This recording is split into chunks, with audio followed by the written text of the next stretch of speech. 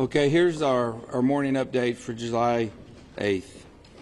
Search efforts continue throughout Kerr County.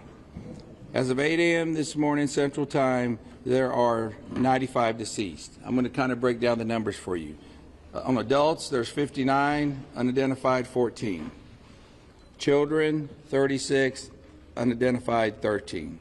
Camp Mystic currently still has missing 5 campers and 1 counselor. Officials report there are 161 missing people in Kerr County area. Community members are asked not to conduct debris management of their property until directed by law enforcement. There is also a no burn ban in Kerr County at this time till further notice. Let me give you a visual.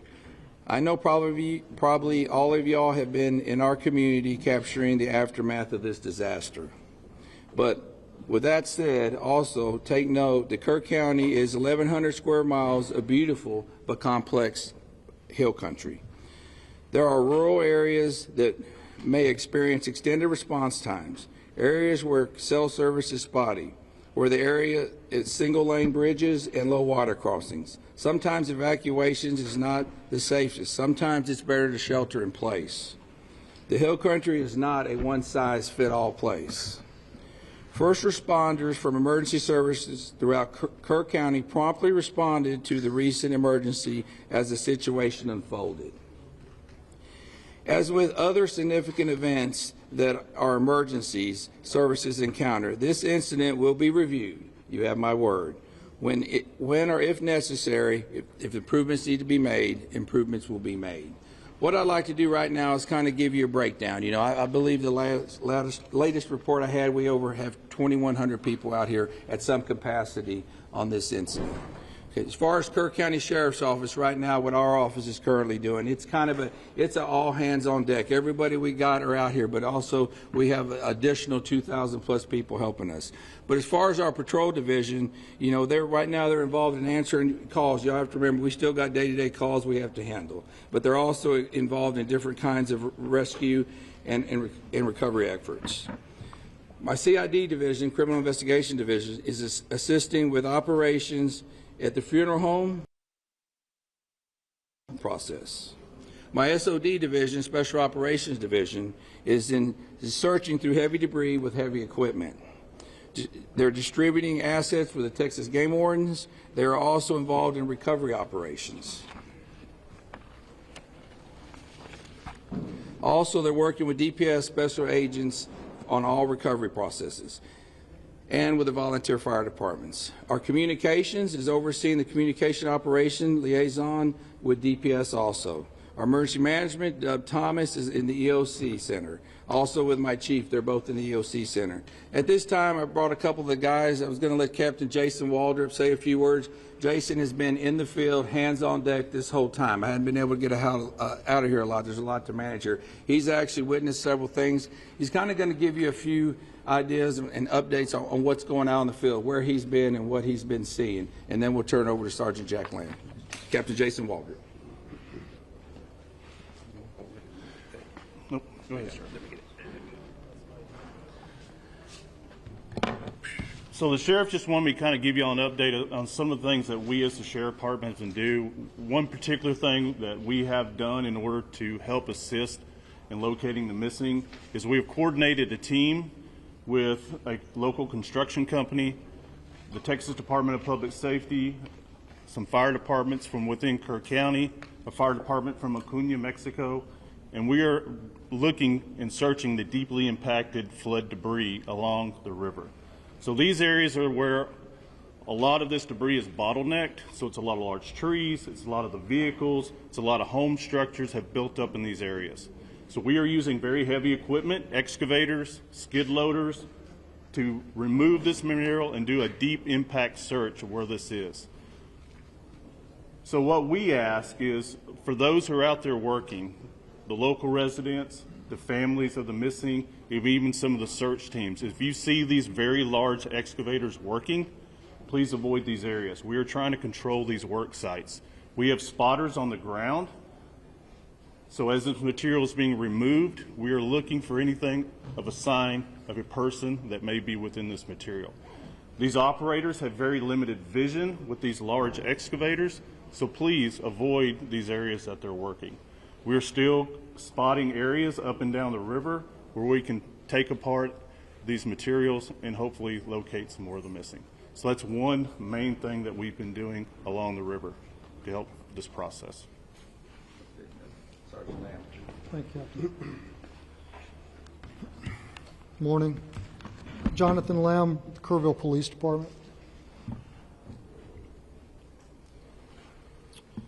We want to remind folks that if you've reported a loved one missing and they've returned home safely or been found safely, it's vitally important that you let us know that that person is no longer among the missing. We need to keep an accurate count, as accurate as possible. So if you've reported somebody missing and they've been recovered safely, please let us know. Go to the website kerrvillemissing.dps.texas.gov or call 830-258-1111. And once again, kerrvillemissing.dps.texas.gov, 830-258-1111. We are actively working to ensure that we have an accurate count so that we know who to look for.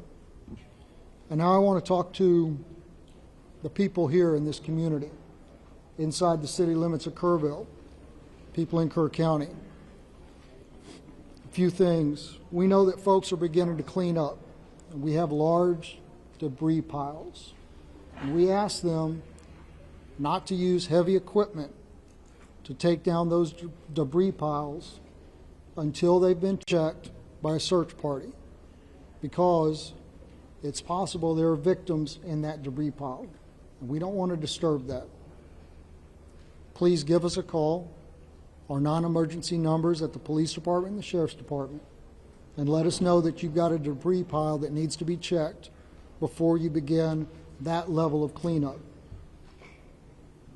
Sheriff Letha mentioned the burn ban. That's countywide. We need people to respect that. Do not burn during this time. And we continue to ask people to steer clear of the area and let our first responders work. Again, this operation is ongoing and continuous. Our first responders are trying to get to places to do their jobs. And people come in here from outside the community and people within the community who want to go sightsee and look at the river and see the flood damage. It's making our job very hard. We ask folks to give us room to work. I want to talk a little bit about the events that happened on the morning of July 4th, what the Kerrville Police Department and other first responders were doing in those early morning hours.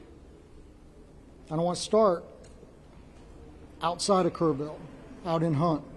Now, for those of you who went out there yesterday with the governor, y'all know that Highway 39 crisscrosses the Guadalupe again and again and again. And all of those low water crossings, when they flood, they create islands where you can't get in and you can't get out, trapping people in their homes, trapping people in vehicles. And that's what happened on the morning of July 4th. One of our patrol sergeants lives out there in Hunt, and he got up, he got ready to go to work, and he realized when he hit the intersection of FM 1340 and Highway 39 that he was trapped on an island that was Hunt, Texas. And he saw people, dozens of people, trapped on roofs.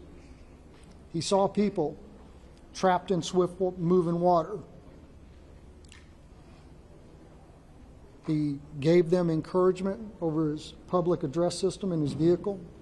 He told them to be strong, that he would get to them as quickly as he could, and to hang on.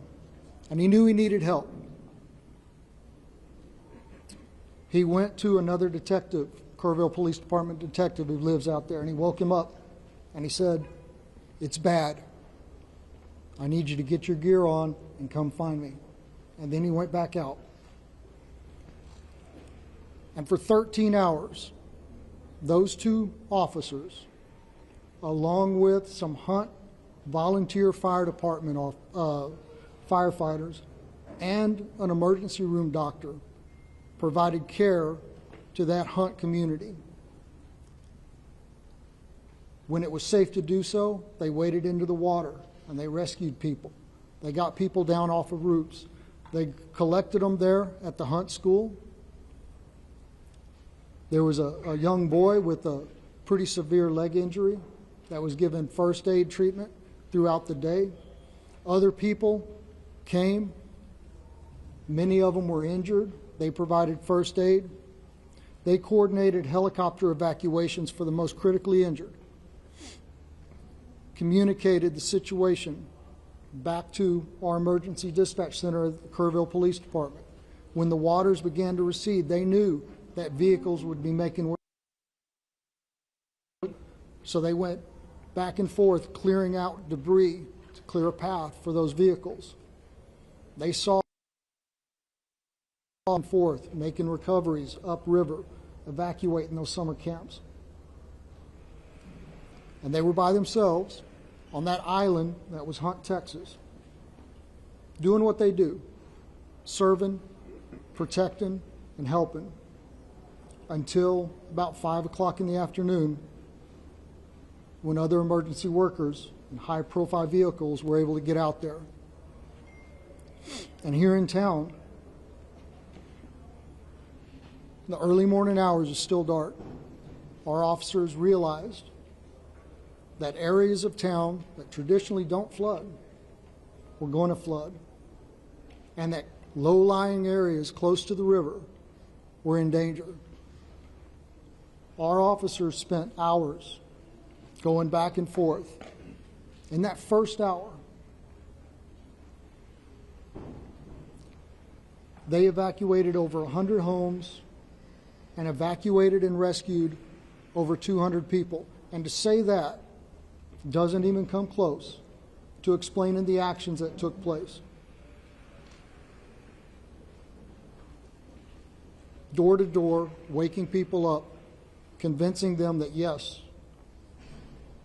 the floodwaters are coming and you need to leave now. They rescued people out of vehicles. They rescued people out of homes that were already flooding, pulling them out of windows. They entered water. There's a trailer park that flooded in minutes. One officer was there by himself, and he realized, I need help. He sounded his siren, driving up and down those streets that were beginning to flood, calling on his PA system for folks to wake up and evacuate.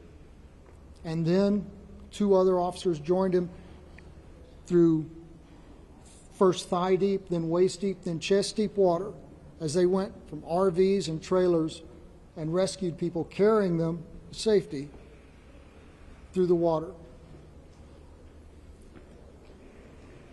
Out on old FM 689, there were 2 people trapped in the water, clinging to a tree. 2 officers were there when the 3rd one drove up, and one of them was wrapping a 100-foot flex line garden hose around his waist to go into the water and rescue those people. And those 3 officers went into the water, and one of them held that hose and acted as an anchor, while those other 2 made their way to those 2 victims, and they were able to evacuate them safely. Folks, I don't know how many lives our KPD team saved in an hour in Kerrville, but I know that this tragedy, as horrific as it is, could have been so much worse. And finally, I want to tell you about a member of our KPD team. These guys have been working around the clock. 4th of July traditionally is a all hands on deck event for us, because we hold an amazing concert on the river. On July 4th, it was an all hands on deck event for a very different reason. But our officers have been working without time off, without any downtime, 16, 18, 20-hour shifts, without complaint. Yesterday was the first day we were able to give a couple of them some downtime. So we sent an officer home to rest. But rather than taking a day off, a much well-deserved day off, he got up and he put on his gear and he volunteered to go out on foot with a ground search party. And he spent his day up and down the Guadalupe River, going over, under, around trees, searching for victims to try and reunite the missing with their families.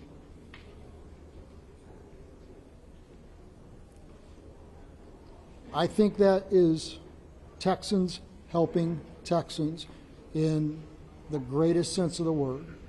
That's what community is. And that's what's important right now. I want to continue to thank y'all for helping us spread the messages that need to be spread. Before I open this up for a very few questions, just ask you to please,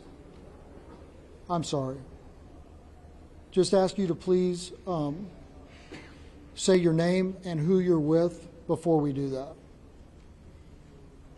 Yes, sir, right here. Oh, I'm sorry. The mayor is supposed to speak now. I apologize.